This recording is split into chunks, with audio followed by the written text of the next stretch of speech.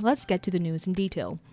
Pandit Deodat Prasad, a former commissioner at the Ethnic Relations Commission, has outlined several key recommendations for a new and improved ERC as its Board of Commissioners would have recently expired. The ERC is a non-political body that comprises representatives from religious bodies, labor movements, and the private business sector. It had originally operated up until 2011 when its mandate and, by extension, the work of its previous commissioners expired, but became operable again on February 22, 2018, when it was reconstituted and saw the swearing in of 10 new commissioners by former President David Granger. Prasad said that the Board of Commissioners could have done more, but some challenges were also beyond their control.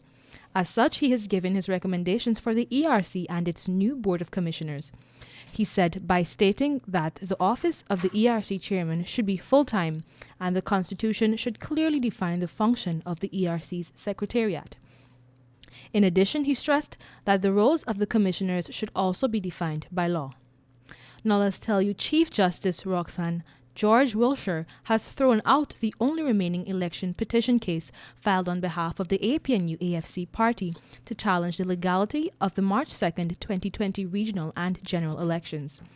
Justice George Wilshire dismissed the case, ruling inter alia that GCOM acted in full compliance with the Constitution of Guyana and electoral laws in its conduct of elections. The case filed by petitioners Claudette Thorne and Heston Bostwick sought to challenge Section 22 of the Election Law Amendment Act and Order No. 60 of 2020. The parties have argued that the results of the elections were to be deemed invalid due to serious non-compliance with the Constitution of Guyana and electoral laws as regards the holding of the elections. Police are looking for a driver who on Sunday abandoned his car and fled after hitting down a pedal cyclist, 14 along the La Parfaite Harmony Public Road, West Bank, Demerara. According to a police report, the wanted driver is Joshua Manbo of St. Stephen Street, Charlestown, Georgetown.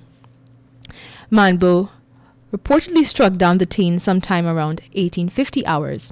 Investigators were told he was driving his car south at the time of the impact. Instead of stopping to assist, he drove away and parked the car some distance away in the backyard of a house in the area. He then abandoned the vehicle and fled from the location. The injured teen was picked up by public-spirited citizens who rushed him to the West Demerara Regional Hospital. He received treatment but was subsequently transferred to Georgetown Public Hospital Corporation, where he was admitted as a patient of the accident unit. The hunt continues for the driver. Meanwhile, with more than 50 recorded COVID-19 related deaths, this month is poised to become even more worrisome with 4 days remaining. The death toll yesterday at the time of writing this article was 289 from a total of over 12,700 positive cases. While consistently high numbers of infections have been recorded in recent days, last Friday's 214 new cases represented the highest in a single day. But according to Dr. Zulfikar Bucks, having been exposed to the pandemic for more than a year, enough lessons should have been learned to help prevent the worrying spate of hospitalization. In fact, at present, he noted, there is sufficient evidence of preventative measures that work, and we are now armed with vaccines that can slow the spread and weaken the virus. But instead of choosing to become immune to the virus, Dr. Bucks said, we have become immune to the risks of COVID-19 and the sad tales of the suffering that it has brought on those who have been affected. At this time, we tell you the public's assistance is needed by the police to capture Tito Brown, also known as Tommy. Brown is wanted by the Guyana Police Force for human trafficking. It is suspected that he may have trafficked persons between December 2020 and April 2021. Anyone with information that may lead to the arrest of Tito Brown is asked to contact the police on telephone numbers 227-2603, 226-6978, 911, or the nearest police station. Jason Aaron, the principal for Aaron Realty Inc., the company at the center of a fuel scandal at Guy Oil, has been arrested and is being held without bail as investigations continue. Crime Chief Wendell Blanham confirmed the arrest yesterday and said that Aaron was detained in relation to an offense under the Cybercrime Act of Guyana. The matter, according to the crime chief, is under investigation. He, however, declined to say whether the offense is related to the recorded telephone conversations that were shared by Aaron recently.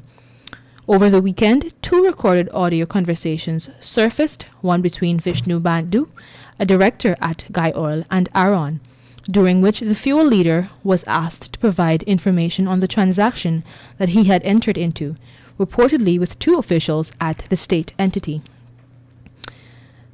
Meanwhile, motorbikes bandits have struck again on Monday, shooting and robbing yet another victim who was stuck in traffic at a stoplight, this time on Carafesta Avenue, Georgetown.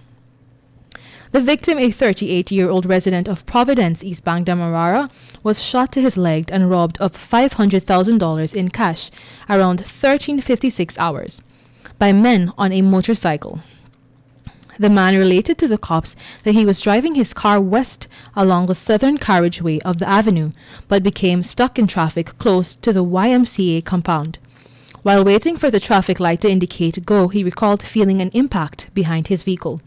When he turned around, he noticed that it was 2 men on a motorcycle. One of them, he stated to police, dismounted the bike, approached and pointed a gun at him. The bandits then escaped. Their victim was rescued and rushed to the Georgetown Public Hospital Corporation for treatment. In other news, a Tushin East Bank Essequibo resident is extremely disappointed over the worsening state of a turnkey home which she purchased for $203,000 through the Central Housing and Planning Authority, especially since it is estimated to cost millions to repair. Yvette Madu, the owner of the home, stated that on October 7, 2014, she moved back into the house and approximately 1 month later, a crack was seen over the back door. Another crack, she said, appeared at the side of the building, and there was also a crack below an inside sink. From the 2nd month, the woman recalled that she continuously reported all shortcomings with the house. However, her grievances went unanswered even after the 1-year period for complaints had elapsed. According to the woman, she was eventually told that she would have to repair the house herself, and the works might cost as much as $2 million, which is 10 times what she paid for the house. It is now 7 hours 9. This was your nightly news. I'm Kayla King. Thank you for listening.